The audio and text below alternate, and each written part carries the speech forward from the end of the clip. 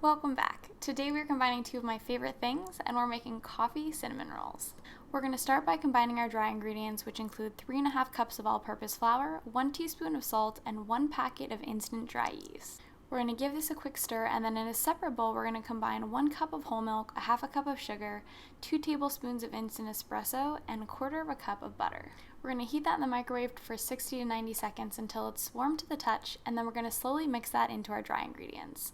I like to use just a Pyrex bowl to make the pouring a bit easier.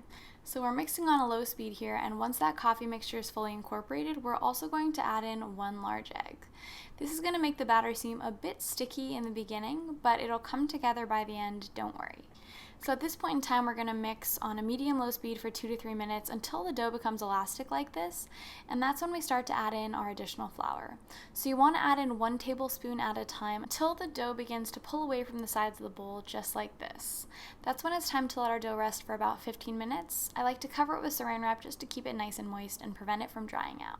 Then it's time to work on our coffee cinnamon roll filling. In a medium-sized bowl, I'm combining 3/4 cup of light brown sugar, 1.5 teaspoons of ground cinnamon, 2 tablespoons of instant espresso, and then I'm stirring until all of that goodness is combined together. Next, I'm flouring my surface and then rolling out my dough. I like to actually kind of press it out with my rolling pin before I start rolling, just to make the process a bit easier.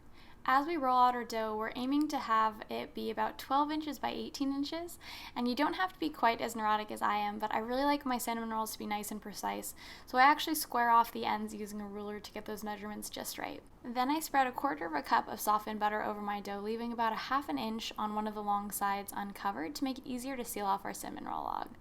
Next, I sprinkle that filling all over our butter, and first I spread it around with the back of my spoon to get it evenly distributed, and then I actually use my hands. I really find that that's what works best to get a nice even coating. And then it's time for the fun and most challenging part, which is actually rolling up our cinnamon rolls.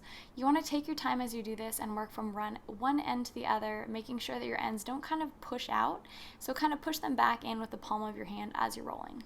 Once you do get to the end, I recommend taking a tiny bit of water on your finger and adding it to that uncovered strip to help your log stick together and seal it nice and tight. Then I love to use dental floss, which I know sounds crazy, but it works so well for getting a really nice clean cut on your cinnamon rolls. You can use a knife, but this has a tendency to smush them, so if you have floss on hand, which hopefully everyone does, I definitely recommend using it. Then we put our cinnamon rolls in our oven that has been heated to 200 degrees and turned off for an assisted rise for about 30 minutes. This just helps them proof up and become nice and fluffy before we bake them in a preheated 350-degree oven for 26 to 32 minutes. We then make our coffee glaze and drizzle it over our cinnamon rolls while they're still warm so that it can really melt into all of those delicious cinnamon swirled crevices and make every bite that much more delicious. The full recipe for these cinnamon rolls is up on Chelsweets.com, and I highly recommend giving them a try if you want to start your morning off right. Thank you guys so much for watching. I hope you enjoyed this video, and hopefully I'll see you guys again soon.